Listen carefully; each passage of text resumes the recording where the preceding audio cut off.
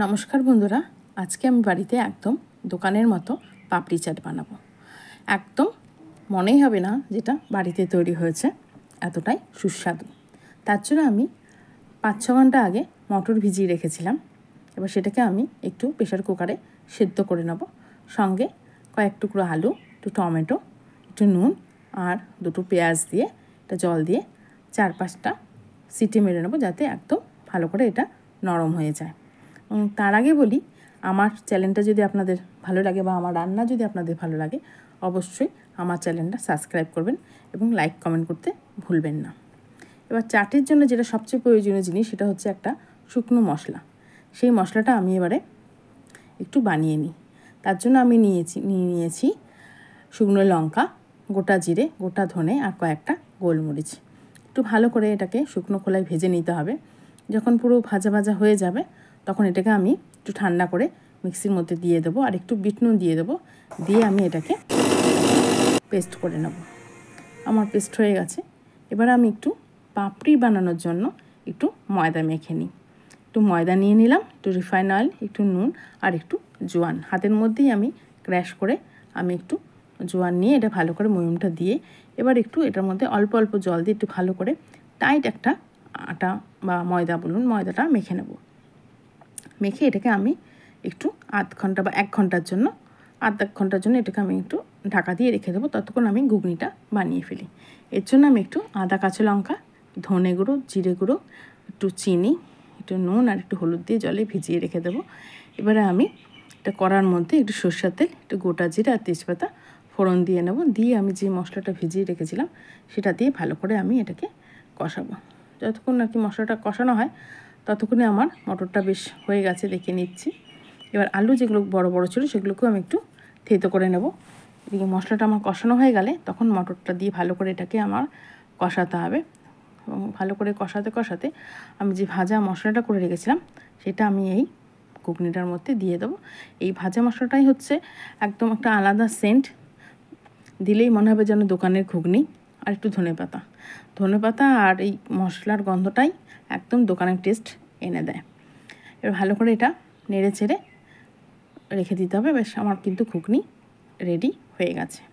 এবার আমি একটা ঘুগনির জন্য আর একটাও প্রয়োজনীয় জিনিস হচ্ছে, সেটা হচ্ছে মিষ্টি চাটনি।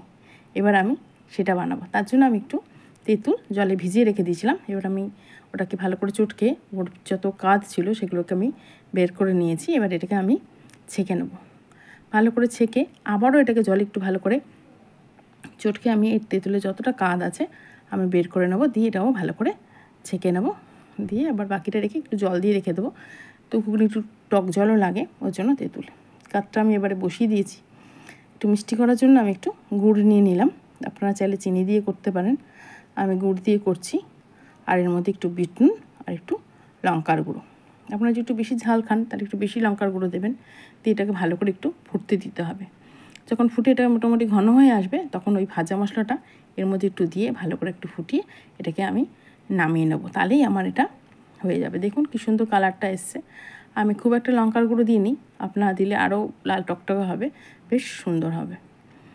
এবার ঘরে করে খাওয়াটাই বেশ ভালো। দোকানে তো এদের কালার মিক্সড করা থাকে, আরও মানে কত দিনের থাকে তার কোনো ঠিক থাকে না, তাই চেষ্টা করি ঘরে বানিয়ে খাওয়ারই। এবারে আমি ময়দাটাকে আরেকটু মেখে বড় একটা রুটির আকারে এটাকে বেলবো যতটা সম্ভব। আপনারা চাইলে ছোটো ছোটো করেও আলাদা আলাদা বেলতে পারেন, তবে এইভাবে করলেই তাড়াতাড়ি হয়ে যাবে। যতটা সম্ভব একটু পাতলা করে বড় করে বেলবেন। এবার ওটা ছোট্ট একটা কোনো গ্লাস বা বাটি দিয়ে এটাকে কেটে কেটে করতে হবে। তার আগে একটা কাঁটা চামচ দিয়ে এটাকে একটু মানে ফুটো করে দিতে হবে, যাতে ফুলকো হয়ে লুচি না ফুলে যায়, একদম পাপড়ির মতো যেন শক্ত হয়, টাইট হয়। এর জন্য একটু ফুটো করে দিতে হবে, তাহলে আর এটা ফুলবে না এবং পাপড়ির মতন হবে। আমার গ্লাস এটাই ছোট ছিল, তাই আমি একটু আমার সাইজটা বড় হয়েছে। আপনি আরেকটু ছোটো নেবেন, তাহলে বেশ দেখতে আর একটু ভালো লাগে। এবারে গ্যাসের ফ্লেমটা মিডিয়াম করে এটাকে আমি ভালো করে ভেজে নেব। একদম যেন একটু কালার হয়, দোকানের মতো কালার হয়, সেরকম একটু ধৈর্য ধরে একটু ভাজতে হবে। এটা ভাজা হতে হতে ততক্ষণ আমি আর একটা বেলে নিই।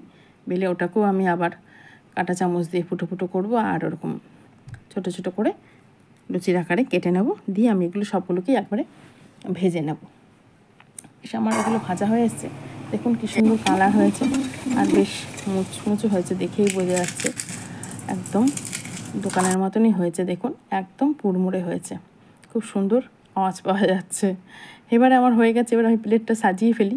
এবারে প্রথমে আমি পাপড়ি দিয়ে দিলাম, আপনার যে কটা ইচ্ছা সে কটা পাপড়ি দেবেন, তার উপরে ঘুগনি দিয়ে দেবেন, একটু পেঁয়াজ, ধনেপাতা, কাঁচা লঙ্কা, আপনারা চাইলে শসা দিতে পারেন, আর একটু ঝুরি ভাজা, আর একটু টক দইও দিতে পারেন, আমি ভুলে গেছি টক দইটা দিতে, আর একটু মিষ্টি চাটনি, যার যেমন লাগবে সেরকম এগুলো আপনারা ইচ্ছা মতো নিয়ে নেবেন, যে যেরকম খান টক মিষ্টি সে অনুযায়ী দেবেন।